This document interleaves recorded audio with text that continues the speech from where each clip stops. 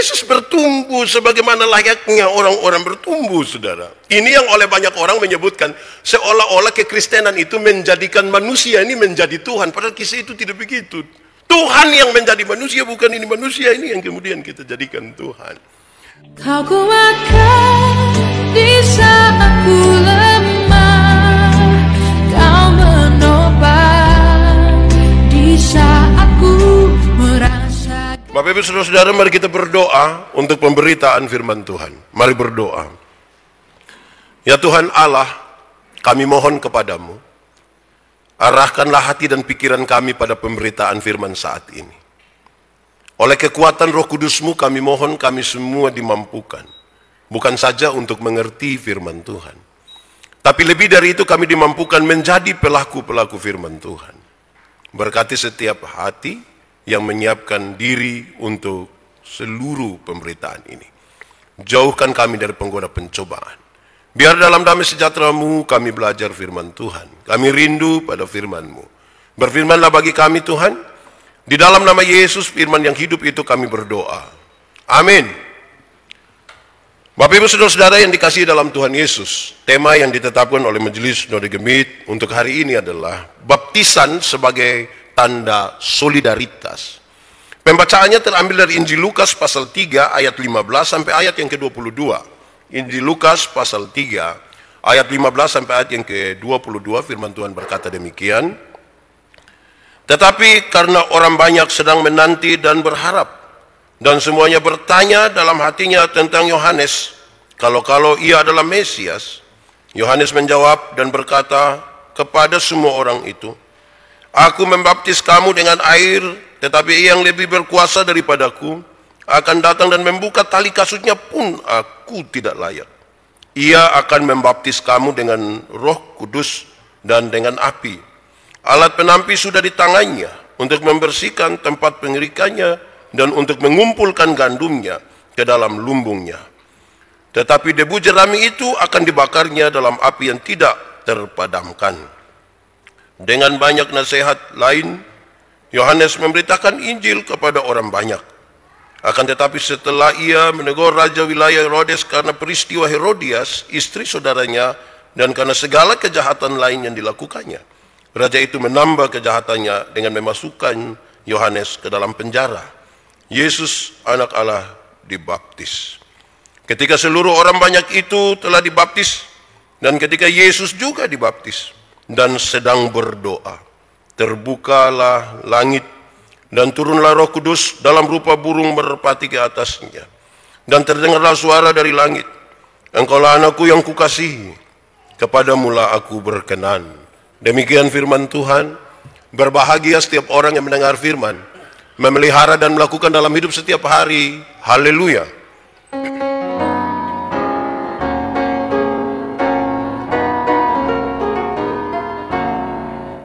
Haleluya, haleluya, haleluya.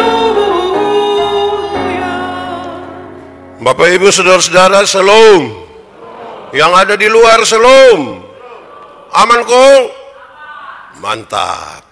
Tuhan memberkati kita. Saudara-saudara, tema hari ini adalah baptisan sebagai tanda solidaritas.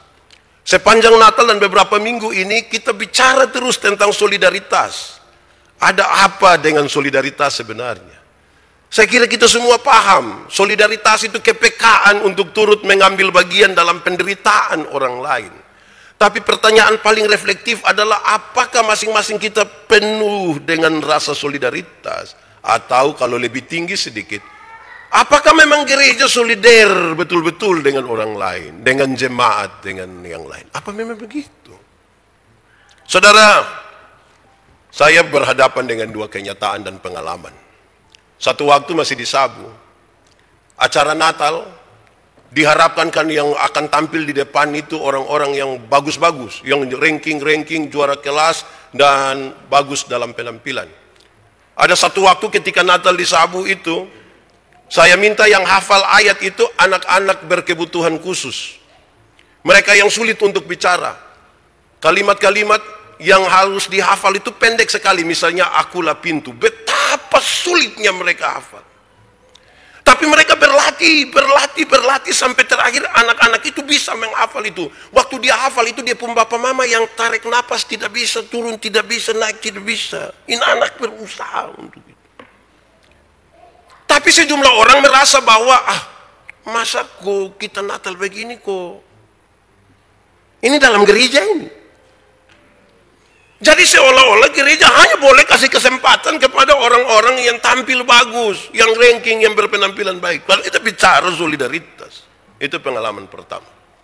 Kedua, saya mendampingi kelompok-kelompok disabilitas. Salah satunya kelompok di Kupang disebut KTK, kelompok Tuli Kupang. Anak-anak muda, dari penampilan mereka dilihat itu tidak ada kekurangan. Bagus, cantik-cantik, ganteng-ganteng. Satu saat mereka bilang pada saya, melalui dompun juru bicara, Pak Pendeta, kira-kira kami bisa gereja di mana?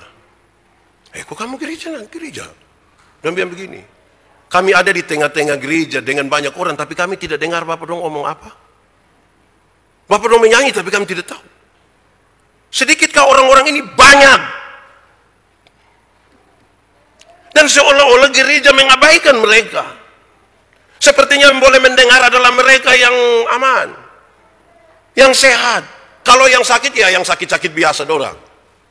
Lalu kita tiap-tiap hari bicara tentang solidaritas. Dan saya kira ini tantangan bagi kita semua. Saya kira tema ini penting bagi gereja untuk berefleksi kembali tentang persoalan solidaritas, kepekaan di tengah. Kelompok disabilitas yang saya dampingi ada 5, salah satunya yang lumpuh dorang. Dompet Pak Pendeta, tangga-tangga gereja itu tinggi-tinggi Bapak. Kami pun kursi roda tidak bisa naik. Beruntung kita pun bidang miring ada. Hal-hal kecil yang menunjukkan kita punya kepekaan untuk mengambil bagian bersama-sama dengan mereka. Saudara-saudara, itu catatan awal untuk kita renungkan bersama tentang solidaritas. Saudara, kita membaca bagian ini, memang arahnya akan mengarahkan kepada kita bicara tentang Tuhan Yesus yang dibaptis sebagai tanda solidaritas Tuhan dengan kita. Tetapi saya mau membawa kita untuk memahami hal-hal lain di sekitar itu, saudara. Pembacaan yang sama kalau kita baca di Injil Markus pasal 1 ayat 9. Pada waktu itu Yesus datang dari Nazaret di Galilea dan ia dibaptis di sungai Yordan oleh Yohanes. Catatan Markus 1 ayat 9 ini menunjukkan bahwa pertama, sebelum dibaptis Tuhan Yesus itu tinggal di Nazaret. Dia tinggal di sana. Waktu tinggal di Nazaret dia belum dikenal oleh banyak orang. Banyak orang tidak tahu siapa dia. Dia bukan siapa-siapa malah. Lalu saudara-saudara, waktu tinggal dan besar di Nazaret, Tuhan Yesus menjalani kehidupannya sebagaimana layaknya anak-anak dibesarkan. Dia ada di situ dengan keluarga. Dia hidup layak seperti anak-anak dibesarkan. Kalau dia kecil pasti lari-lari juga. Kemarin waktu pengembalaan ini Gilbert ini suka lari-lari. Dia pun papa mama yang pikiran, aduh ini besok kalau dia lari-lari. Tidak apa-apa. Anak kecil kalau lari-lari tidak apa-apa. Yang jadi soal kalau dia pun bapak yang bangun kau lari-lari di muka sini, itu baru soal. Kalau baru Gilbert tidak ada soal. Namanya anak-anak kecil do lari-lari. Saya bayangkan anak-anak kecil itu dong sangat polos.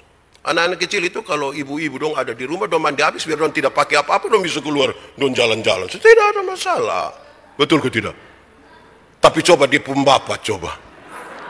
Pas ibu-ibu dong kumpul, bab mandi habis, saya ngajak keluar. Wih, itu saya rasa itu persoalan besar itu. Yesus bertumbuh sebagaimana layaknya orang-orang bertumbuh, saudara. Ini yang oleh banyak orang menyebutkan, seolah-olah kekristenan itu menjadikan manusia ini menjadi Tuhan. Padahal kisah itu tidak begitu. Tuhan yang menjadi manusia, bukan ini manusia ini yang kemudian kita jadikan Tuhan. Saudara, Tuhan Yesus dibaptis dan mulai pelayanannya di usia 30 tahun. Kenapa hal ini harus menjadi bagian dan menyeret perhatian kita, saudara? Karena pasti tidak terlepas dari cara hidup dan budaya orang Yahudi. Kenapa, saudara? Dalam budaya Yahudi, seorang laki-laki baru boleh mengajar di depan umum pada usia 30 tahun. Kalau sudah usia 30 tahun baru dia boleh tampil di hadapan umum dan mulai mengajar. Itu berarti mau pintar bagaimanapun, mau hebat bagaimanapun, sebelum umur 30 tahun belum boleh tampil di hadapan umum untuk mengajar. Tidak boleh. Saudara, di usia 30 tahun ini, seorang laki-laki Yahudi diakui sebagai guru dan dianggap sudah matang dalam memberitakan firman. Di usia 30 tahun, dianggap sudah matang, sudah baik ini, memberitakan firman, silakan. Tetapi bukan serta-merta 30 tahun langsung bisa beritakan firman, bukan. Pastikan belajar, ikut semua tahapan-tahapan kehidupan orang Yahudi, baru 30 tahun berdiri dan mengajar. Tidak mungkin 10 hukum dong 30 tahun langsung tiba-tiba masuk di otak langsung hukum pertama, jangan ada padamu, tidak begitu. Hafal juga dari waktu kecil. Kadang-kadang kita sudah 30 tahun ini agak susah. Tanya bilang hukum ke-6 apa? Dia bilang apa kok? Lupa, mungkin lupa apa? Lupa dan tidak tahu itu dua hal yang beda.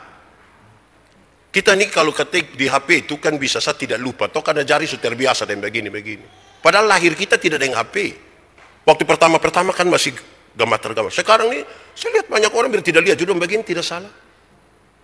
Saya lihat kalau di kios, di toko orang pegang itu kalkulator itu udah bilang berapa? 1970 kali itu tidak lihat.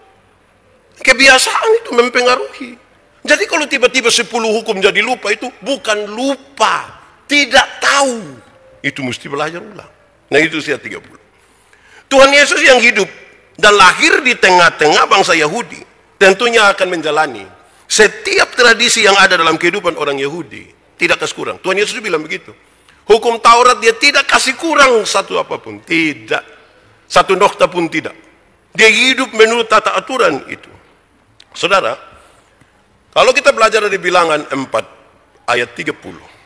Dikatakan bahwa di usia 30 sampai usia 50 tahun. Merupakan usia yang diwajibkan bagi orang Lewi untuk bekerja di rumah pertemuan. Tuhan Yesus memang bukan suku Lewi. Dia dari Yehuda. Tapi ini sengaja dimasukkan untuk kita lihat bahwa kemudian dia akan disebut sebagai imam besar.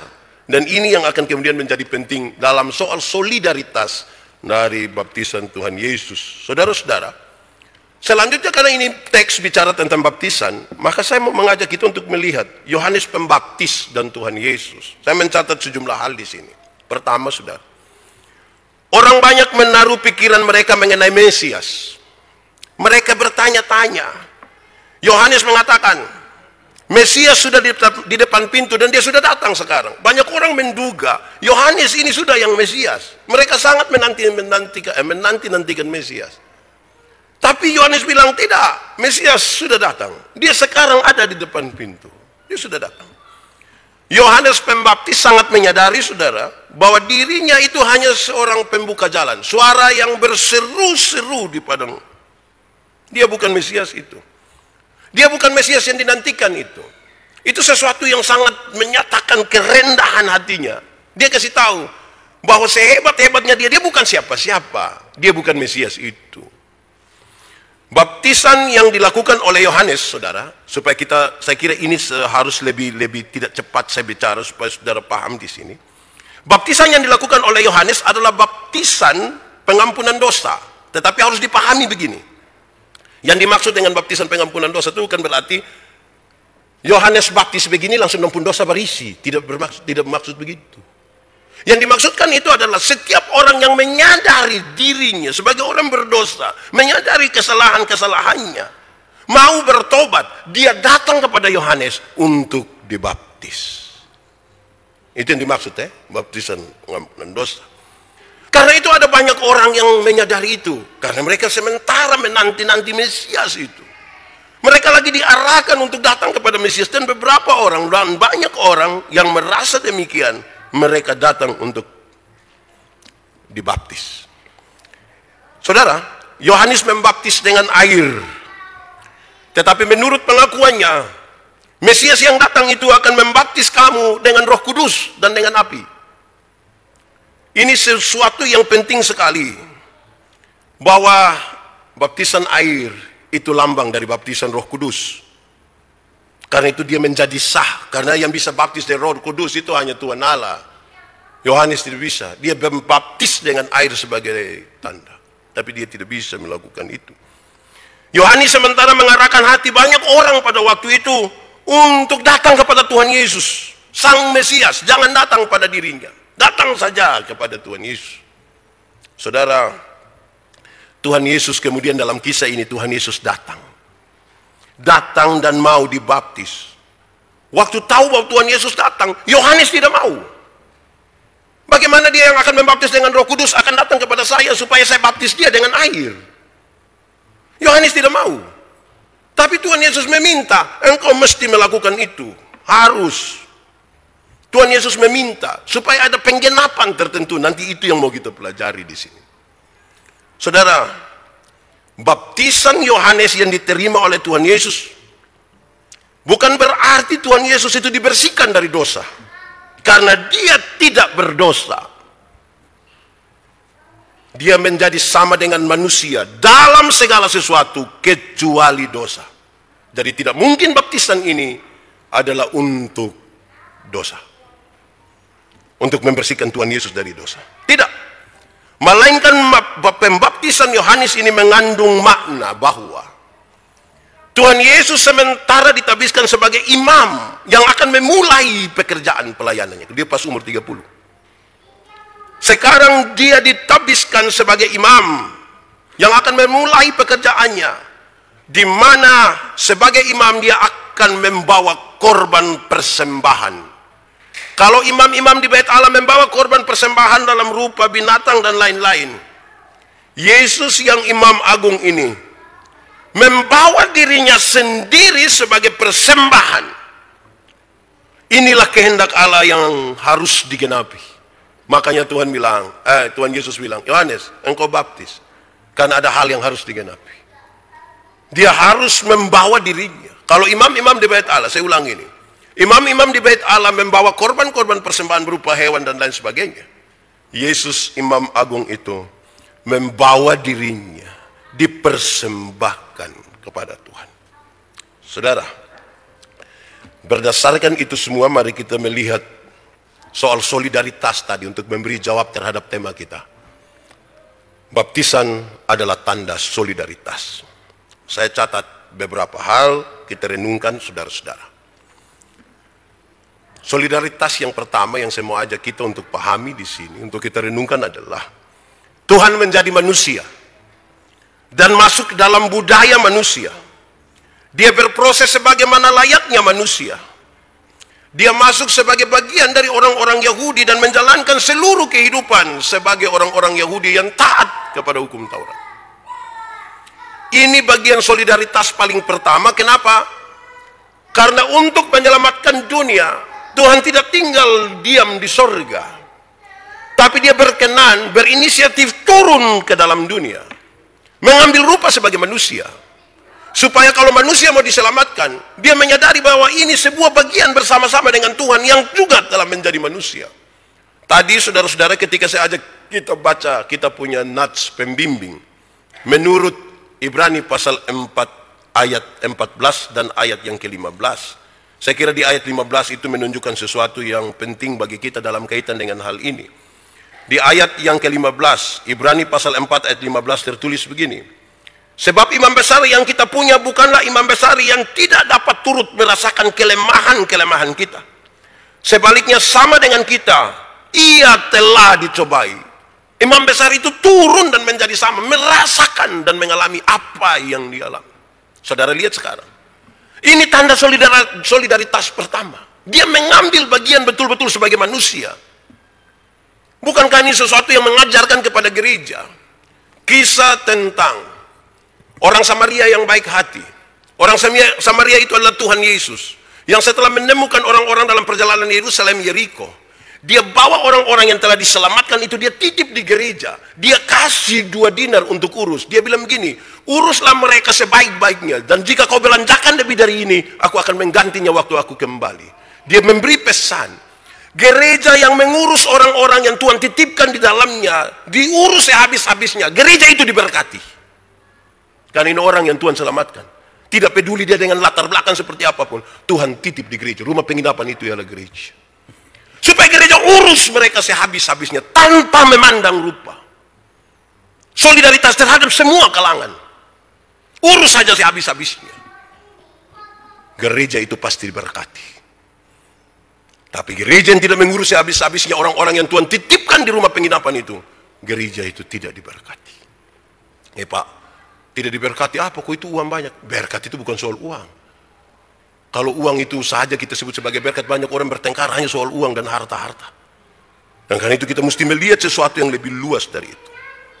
Bagian kedua, saudara, dalam pembacaan tadi menegaskan kehadiran Bapa, Anak, Roh Kudus sekaligus. Tuhan Yesus sementara dibaptis nih, dalam keadaan berdoa, Roh Kudus muncul. Roh Kudus muncul itu ada suara, dan kita percaya ini suara dari Bapa di sorga. Inilah anakku yang kukasihi, kepadanya aku berkenan. Saya tarik bagian teks ini untuk menegaskan sekarang. Dalam perintah Tuhan Yesus kemarin diajarkan kepada mereka yang dibaptis, disampaikan, pergilah, jadikan semua bangsa muridku, baptislah mereka dalam nama Bapa, Anak, dan Roh Kudus, seterusnya di situ. Tapi saya ingin menegaskan di sini makna dari baptisan itu. Saya kira untuk sekedar mengingatkan kembali kepada saudara-saudara, dibaptiskan dengan nama Bapa berarti kepada kita diberi perjanjian anugerah, bukan saja kepada kita, tetapi kepada kita dan anak-anak kita. Semua diberikan perjanjian anugerah. Ini janji Tuhan kepada Abraham, Ishak, dan Yakub. Sebagai bentuk dari sebuah rencana yang besar ketika melihat manusia jatuh dalam dosa. Tuhan tidak tinggal diam. Perjanjian anugerah itu diberikan. Dia panggil satu orang namanya Abraham. Dari satu orang menjadi satu bangsa. Dan kemudian menjadi kita semua. Kepada kita dan anak-anak kita, Tuhan beri perjanjian anugerah. Allah Bapa di sorga memberi perjanjian anugerah. Supaya kita mewarisi kehidupan kekal. Karena nanti kita binasa. Kalau dia tidak solider dengan kita, kita binasa. Dan karena itu dia memberikan janji anugerah ini. Kedua, dibaptiskan dengan nama anak. Ini mencatat tentang kematian bersama-sama dengan Kristus yang menebus manusia. Dan kebangkitan bersama-sama dengan Kristus. Mati bersama-sama dalam kematian Kristus, tapi kemudian dibangkitkan dalam kebangkitan Kristus. Siapa yang mati bersama-sama dengan Kristus, dia hidup bersama-sama dengan Kristus. Dan itu yang akan membuat dia menikmati hidup yang kekal bersama Kristus di surga. Dibaptiskan dengan nama Roh Kudus, kepada kita diberi hidup baru tiap-tiap hari. Supaya kita semakin segambar dan serupa dengan Kristus. Pergilah, jadikan semua bangsa murid. Murid. Dalam bahasa Indonesia, biasakan disebut murid atau siswa. Murid atau siswa. Kalau siswa itu terkesan formal sekali, siswa kelas 6. Ya, dia sekolah habis, dia lulus, dia pindah guru. Tapi murid, saya pakai yang kita punya, yang dulu-dulu kalau nonton film-film silat itu, kalau ada satu buka jurus, yang satu langsung tahu. Lupung guru nama Pak Yandi toh. Karena lihat dari dia punya, oh ini Pak Yandi. Murid adalah seseorang yang belajar dari seorang guru. Supaya dari tindakan, dari kata-kata, dari perilaku, orang mengetahui siapa gurunya. Karena itu dinasihatkan. Pergi dan jadikan semua bangsa ini murid dari Yesus. Supaya dari tindakan, kata-kata semuanya orang lihat, oh ini. Kita ini kan, bayangkan kita pun sama dengan orang tua itu. Baru lihat kita seorang langsung bilang, dong waktu lihat siapa anak kedua, Gian itu pendiam. Dome Pak Yandi puana toh? Iya, pendiam macam lupung bapa betul. Dari dia dong kenal ini. Waktu lihat Jonathan tercerewet dan bilang, pasti kau dia mama ini. Jadi melihat seseorang, orang membaca siapa tokoh di baliknya. Pergi jadikan mereka murid. Nah ini yang menjadi tanggung jawab ini orang tua, tanggung jawab dari Bapak Mama saksi ini.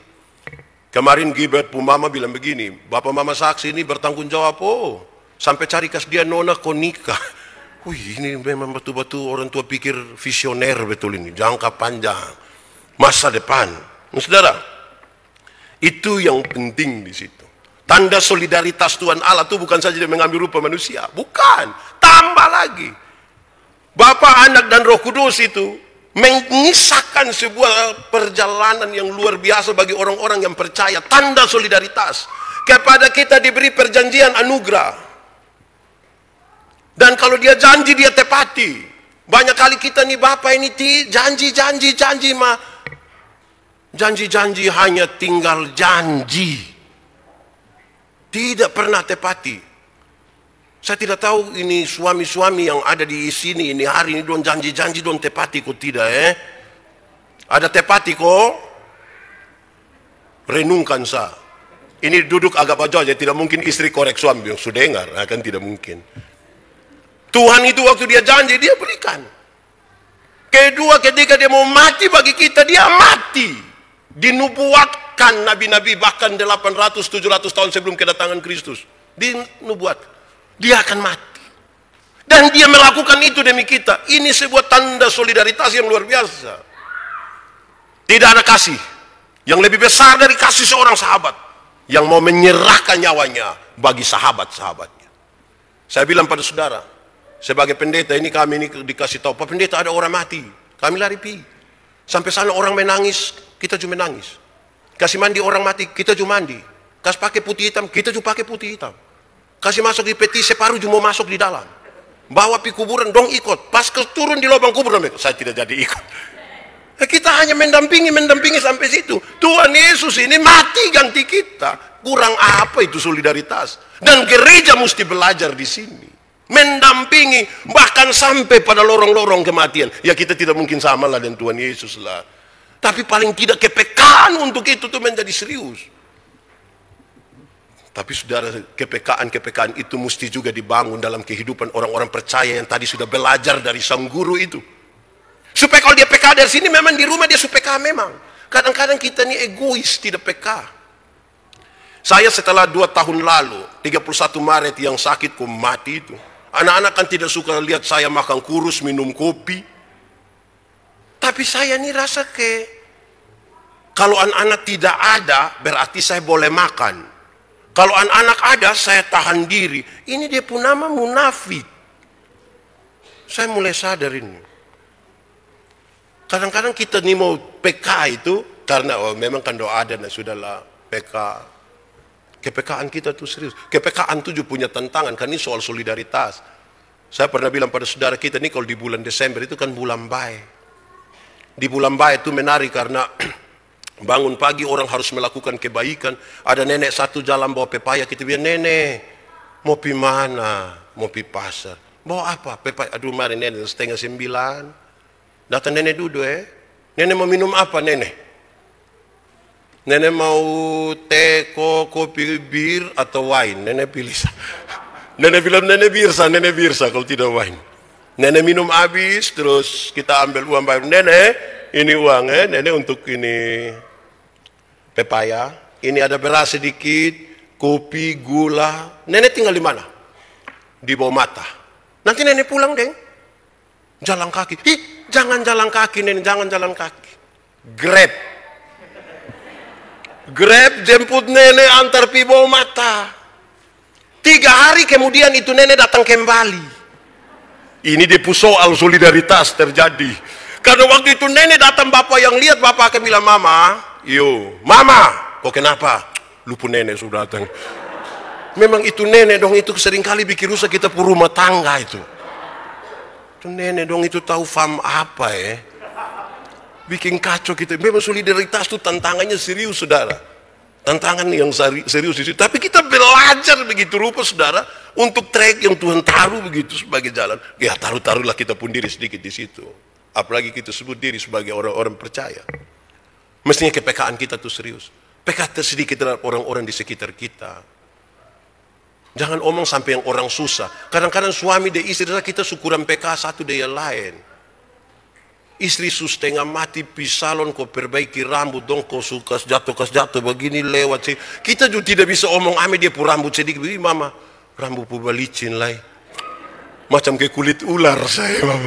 Ya omong ame apalah begitu supaya mam tua juga rasa suami juga ada perhatian sedikit. Bab tua juga susah ngajar pidatan di sini, kita juga tidak bisa omong ame bab tua pun apa kok.